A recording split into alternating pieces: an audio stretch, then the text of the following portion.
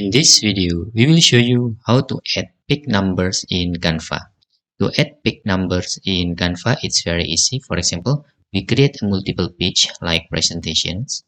And in here, let me show you how we can create 3 page.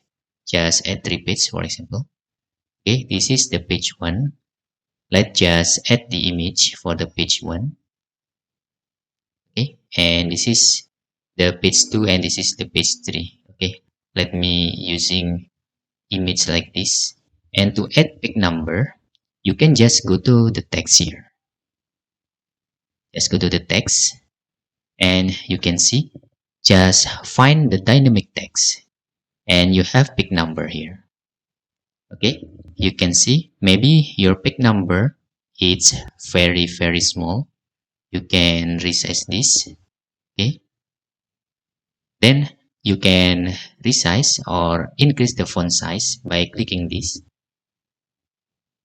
You can also change the format of your pick numbers, like for example, pick number, the pick 1, pick 2, and pick 3 like this.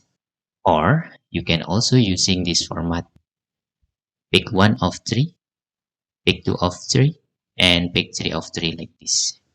Okay, and then how you can reposition, okay, of this pick number.